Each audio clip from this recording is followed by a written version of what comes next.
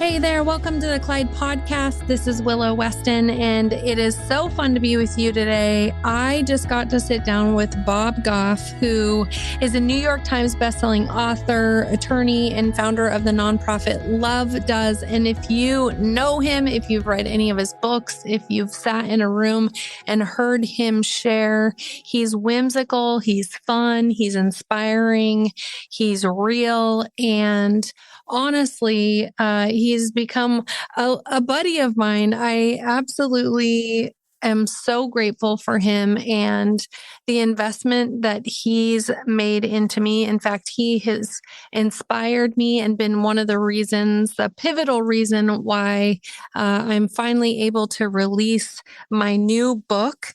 At one point, he looked at me and said, "Willow, what do you want?" And I was able to put into words the thing that I had been dreaming about for decades, and it was to put my story on paper. And that is finally now become a reality. And so much so because he's taken the time to invest and help me and coach me a little bit. And so this isn't a guy who hangs out with presidents and ambassadors and famous people and just sort of hobnobs and looks cool. This is a guy who's the real deal.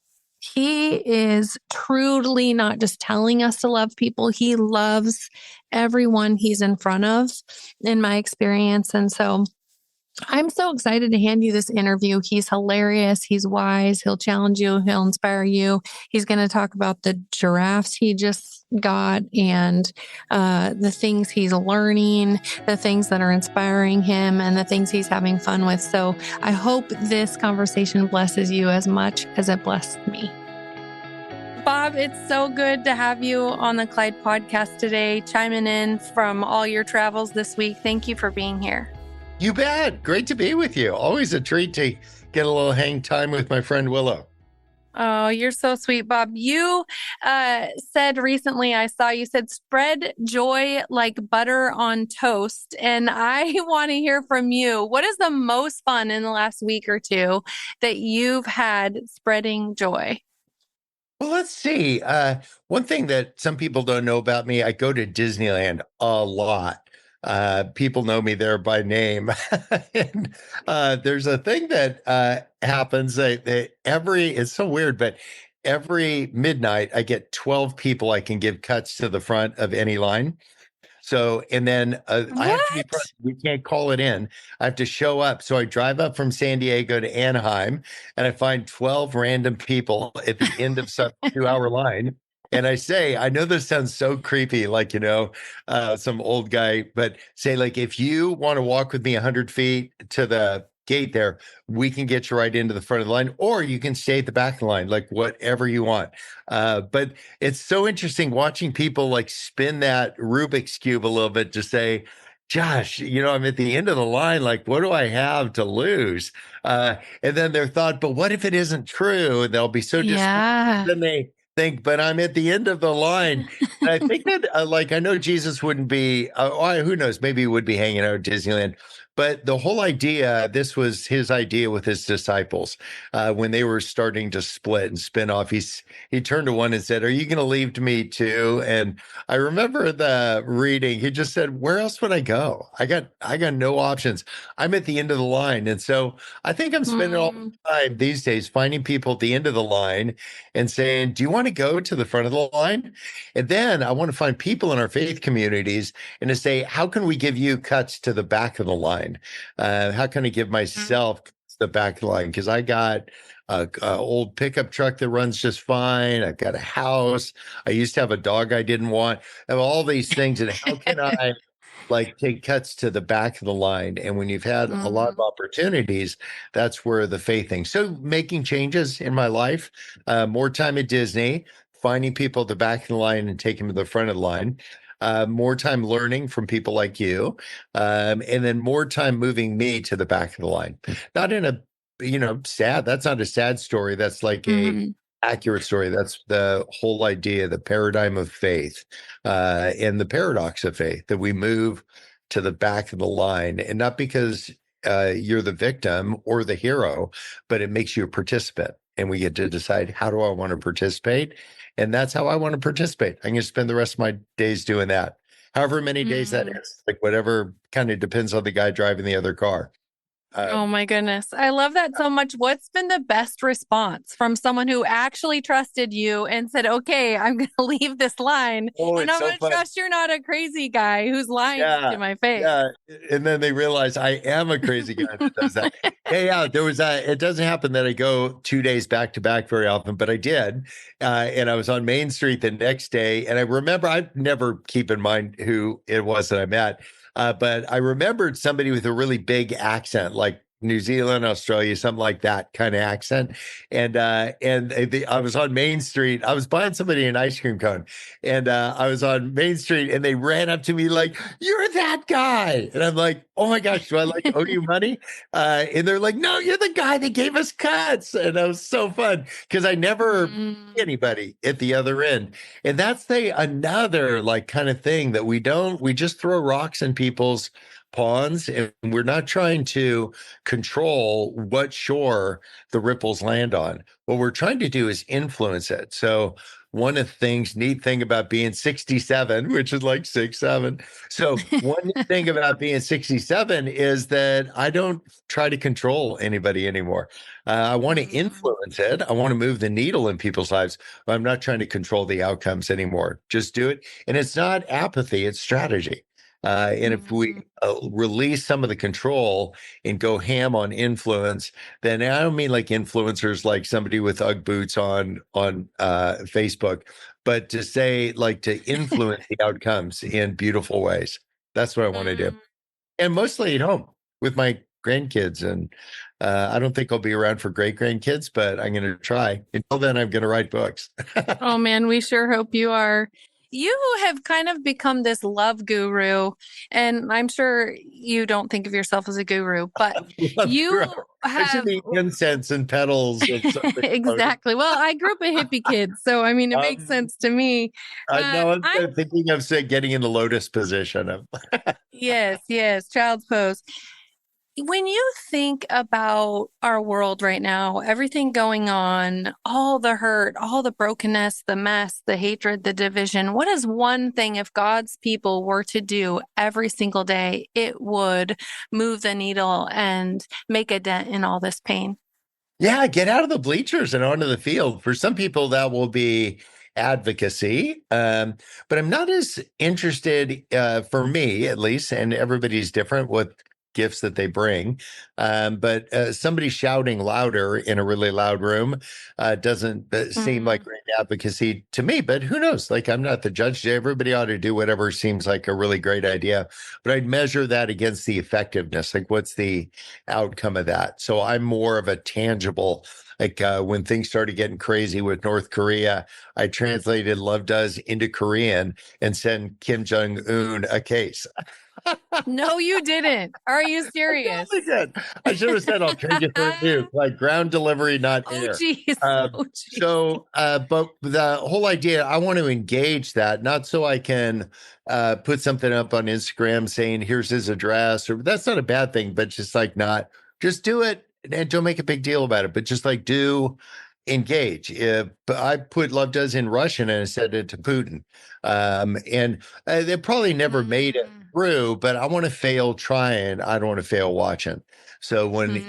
when we think of things in different hotspots in the world, to say, hey, what's my role in that, if any? And we can usually find something that we can do. Find somebody that you could connect with. If you tried to find, as I started, gosh, maybe 35 years ago, one person in power and one unschooled ordinary person. The kind in Acts 4:13, it said they saw Peter and John and they knew they were unschooled ordinary people, but they saw their courage and they knew they'd been with Jesus. So I've tried to find one Mm. person like that in each country, and one person, not without regard to what flavor they are, in power, and get to be friends with them and stay friends. Nothing on the other side of the equal sign. Just be friends. Because I feel like if these guys are making decisions that affect millions of people, like I want to at least be able to get a hold of them. I know that sounds silly, but And if you can't get a hold of president, get a hold of vice president. Nobody wants to talk to them. So does that make sense? Like to just move from the stands of the field. Like I don't know, if boxing's your thing. Call Mike Tyson. Like I cover your ears. Because he's a nibbler. But find people You that kill me, Bob. are of interest and notable, not so you can take a selfie with them, but because you can influence in beautiful ways, not manipulate, influence people with your love. Let them see that you're an unschooled, ordinary person that has been with Jesus. And they see that because of your courage. They see that because of your action. And the crazy part in faith is that Jesus doesn't need our help. I keep asking him every day, like, what can I do for you? He's like, not a thing. Because what he wants is our hearts. And so that's just such a great reminder to me. Like, how can I continue to turn my heart away from the things that I think and I have to contain in my thought bubble, like a nuclear blast? And to say, is there any way I'm pretty good about watching what I say, but is there a way I could watch what I think? Because I usually say it in my mind. I'm like, are you freaking kidding me? Like, and I want to edit that to say, oh, wow, somebody's insecure. Yeah. So I'm trying to do, instead of just doing good job at self-containment, which is a good step, can I start purifying my thoughts a little bit so I'm not thinking the ornery thing that came to mind? I mean, I'm a trial lawyer. I think of ornery things. And what I'm trying to do is just think of less ornery things. I want to be a participant. I want to take cuts to the back of the line. I want to get people cuts to the front of the line. So that's helping me. So if you're listening and you share that idea, you're in good company. Bob, you're infamous for putting your phone number on the back of your book and making yourself available to all the peoples, whoever they are that call you. I've actually been talking to you before, and you got a call that someone rang you on a phone because they got your number on the back of your book. I am so curious. Was there someone who impacted your life because they made themselves available to you that showed you the power of doing that for others? Yeah, there's a couple people that stand out in my mind. One of them is that original CCM artist, Keith Green. Back in the day, he was a guy who died way too early, tragically. But he was one of the first contemporary Christian musicians. And I wrote him a letter because it was before the internet. And he wrote me back 3 sentences.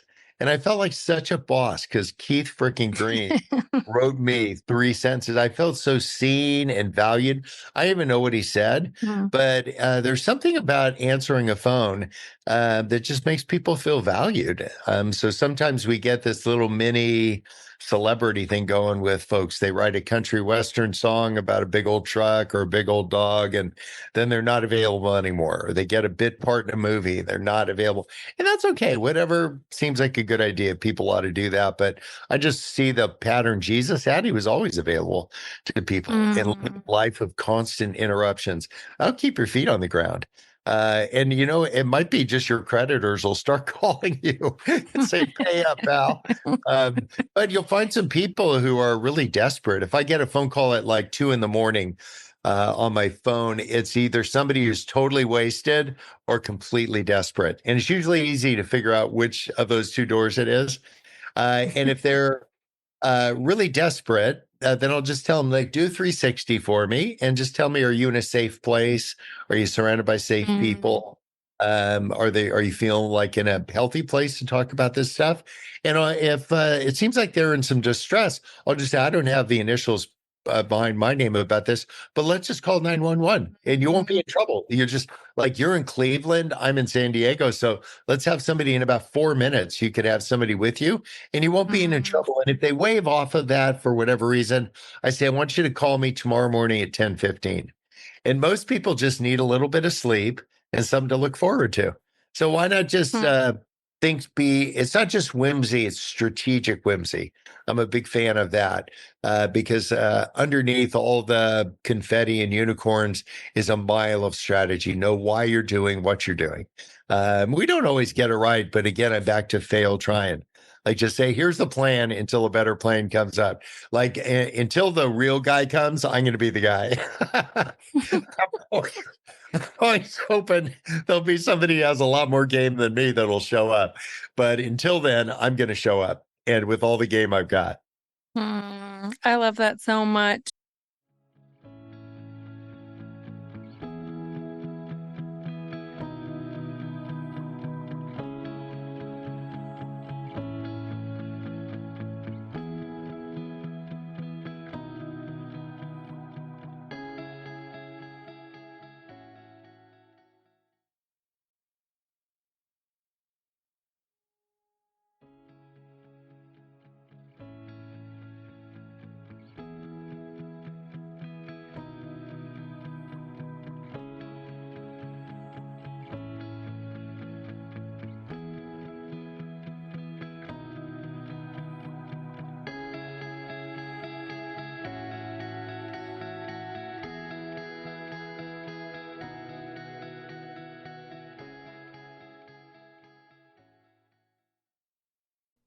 I wrote a book.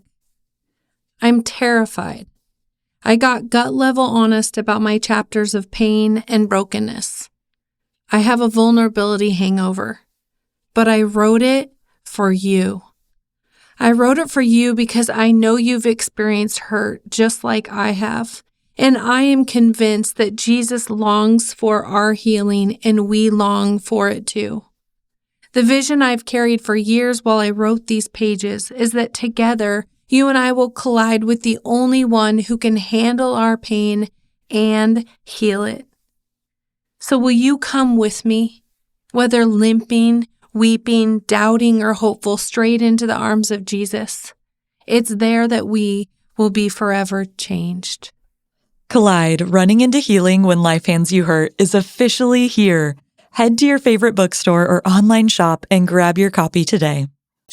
You've become this huge proponent and cheerleader of other people's dreams. I know that I have sensed that myself personally from you, and Oh, heck yeah. That's easy. you don't have to do that. You have such a full, meaningful life with so many opportunities and so many people that want your attention and your voice and your words and so many things you can be a part of, and there's so many people to minister to. Why have you, in this sort of season of your life, decided to become a champion for other people's dreams? Gosh, you make it sound like I'm being so generous when I'm actually being very selfish. Like I just want to grab time and learn from you and other people. I've just got a limited time here on Earth. And so, like, what things can I learn? What things are your experiences? You know, you've always talked to people that say, well, enough about me. Let's talk about me. What about flipping that a little bit? And like Philippians 2:20, and I'm just a Bible verse guy. But I write books and I don't put any Bible verses in them. Like, know why you're doing what you're doing. So Philippians 2:20, Paul talking about Timothy, he says, I don't have anybody like Timothy. He takes a genuine interest in other people's welfare. If we could go through the day and just take a little bit more genuine interest in other people's welfare, zoom out a little bit, understand the context that they're talking to, but you'd have to give a damn to like understand context. You actually have to care. We had a gathering of men that are out on parole from San Quentin where I've been teaching this last decade. So there's a fair number of them. And there's a guy there named Cooper. And Cooper's in for 20 years for 17 counts of armed robbery. And so at first you'd say, like, yikes. And then you realize that when he was 18, he wanted an Xbox or whatever it was that was in the GameStop. And so he went over there and swiped one, but he had a gun in his belt buckle when he did it. And then he got home and realized, oh, I don't have any games. So he went back to GameStop. Oh, geez. And swiped a game with the gun in his belt buckle. Now, he shouldn't have been swiping anything from anybody, and he certainly should not have had a gun in his waistband when he did it. But he did that 15 more times and got 20 years in San Quentin. Total haul, $1,100. Cost to incarcerate him, $98,000 a year. I'm not here to advocate for or against. I just think people shouldn't be going into places and stealing things, particularly with guns in their waistband. However, when you understand more context about his story, then you understand a little bit more about where he's come from. I invited him to bring a plus one if he wanted. And so he and his girlfriend showed up. And on the last day we were there, I turned to her and I said, "Aren't you proud of your boyfriend here? I mean, like, look how much he's accomplished." And she interrupted me. She said, "I'm his mom." And she had him when she was 15.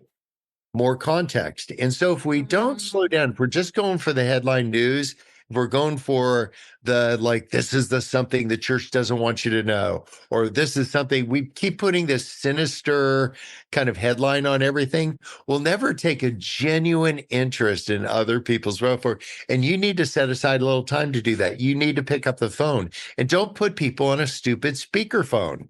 Because like calling people is about the least personal thing you can do until you put them on a speakerphone and then you've reached a new low. Don't do that. If you can't talk, if you want to play Gator Golf, and call them afterwards, but don't do both. Like take a genuine interest. So what I'm trying to do is the guy with all the ADHD initials, just trying to slow down, be really purposeful, take a genuine interest, and just kind of one at a time.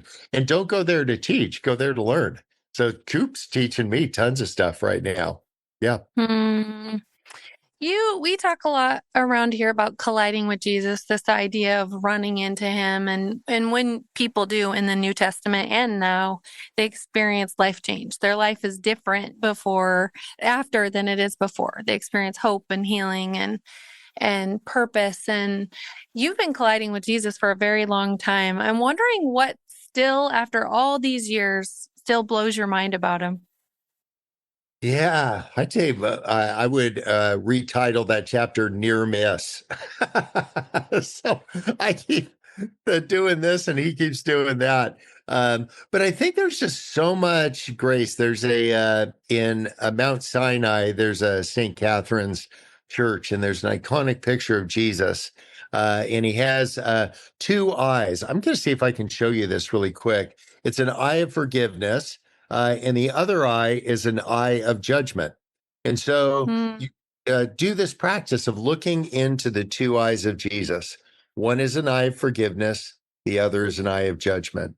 And you just do this practice of looking into his eye of forgiveness, that he loves you, that he accepts you, that he desires you, that he calls you beloved. And then there's an eye of judgment. There's this responsibility that goes with your faith, and that he has these standards that we're not the average of, our three most insecure friends or our three big accomplishments or whatever. But to taking time to understand each eye of Jesus, it's a beautiful monastic practice that I think would do us well in understanding these just nuances of our faith, and understanding colliding with Jesus means colliding both with his eye of forgiveness and his eye of judgment. But the trick is not to beat yourself up. Because there's an eye of forgiveness. And some people kind of eye lock for too long. Because so if you and I were like in the same room, we were like 5 feet away, and we like connected with our eyes for a second, and then we're doing something, then that's how people interact. But if you ever like eye locked for too long with somebody, just like an extra moment too long, which feels like awkward. So we're used to socially breaking eye contact with people. We do that, not because there's something insidious. It's just like kind of in our evolution as a species, we do that. And I think what I want to learn is how to eye lock with Jesus, to actually spend some time with that eye of forgiveness. And if you've eye locked with an eye of judgment, just stop hitting yourself. You're not a piñata. And when you hit yourself, it's not candy that comes out of you, it's other stuff. It's envy, it's malice, it's I'm going to get these grievances heard. I'm looking for what's fair, and I'm not looking for what fair is great. It's just not what we're entitled to. I just want to make sure that I'm doing my best to be present with people in the middle of it. I don't feel like I have to be everybody's lawyer, and I certainly don't need to be Jesus's lawyer. when something gets something wrong about faith. I don't feel like I need to be a bouncer. I'm more like usher. I want to show people to the seat they want. If they don't want a seat, that's awesome. Yeah, see Disneyland. Mm. Bob, there's so many things I could ask you, and I know we're going to close up our time here together, but I do want to ask you, it seems like you're in this season, you're doing so many beautiful, amazing things, and you're enjoying your family. And I have heard you a few times talk about sort of this season of looking ahead and maybe making some changes or transitions or thinking about legacy. At the end of your life, what do you hope you're most remembered for? Oh, I think the maybe that I was available. I think that would be a really high compliment. That guy like really showed up in way, but he wasn't like, you know what they say, like bright lights don't need spotlights. Like that we could each be available to the neighbor across the street, because we want to talk about what we did across an ocean, but Jesus talked about what we did across the street. So it sounds noble to go to the ends of the earth. It sounds really practical to go to the end of your street. Smaller carbon footprint. So what I'm trying to do, and yet I'm the guy that does everything on the other side of the world. I think fun, that's strategic whimsy. We're building a university right now in Uganda, which is crazy because like my worst subject in school was school. But we decided we wanted a zoo, and I needed giraffes. Like you can't have a zoo without a giraffe. And it turns out the president of Uganda owns all the giraffes in Uganda. Who knew? So he and I don't hang out that much, but he and his wife know each other pretty well. And so, or me and her do. So I told her about my giraffe idea, and she grabbed him by the ear and brought him over. We talked about giraffes for an hour, and I walked out with 6 giraffes. So here's the deal. What I want to do, it's not this screwed up version of relationship called networking. I just want to be a friend with people. That would be this high calling. Say, I want to be really good friend with a couple people. I want to have my eyes fixed on Jesus. This idea from Hebrews 12, running this race, not getting ensnared with the things that trip people up, but keeping your eyes fixed on Jesus. And yet, I don't want to be an evangelist. I don't want to try to talk people into or out of faith. I just want to live a life of courage, so much so that they'll see an unschooled, ordinary person and they'll say, I bet that guy was with Jesus. Yeah, that would be what I'd like to be remembered for. I certainly think you will be. And thank you for making yourself available for us today. Oh, heck yeah. And let me say, just keep doing this. You could be running a small country. I'm just so glad that you're like deciding to take a community of people and do the courageous work. And it evolves for people that are listening. Sometimes we think that people can lead and it just like worked for them. It doesn't work for them. It involves a lot of sacrifice and commitment. So this is an infomercial for what you're doing, but a thank you collectively for us to say thanks for taking the risks, Willow. It involves a lot of sacrifice and carrying a lot of load, like these people I see running with these vests that have all the lead in them. I don't need a vest. I mean, I'm heavy enough. So I just like to carry those extra burdens. Like, well done. Thanks for doing that. Thank you so much, Bob.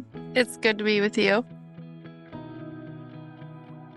Friend, I hope that you enjoyed that conversation with Bob Goff. And if you did, and you thought of someone while you were listening to it that would be inspired by it, a simple share would be so fantastic. Go ahead and send it to a friend and they will be blessed by it. And if you're inspired to love people and you're having a hard time doing it, if maybe there's some pain and some struggle, some unforgiveness, or something keeping you stuck from fully loving people who are hard to love in your life, I want to encourage you to grab a hold of my new book, Collide, Running into Healing When Life Hands You Hurt.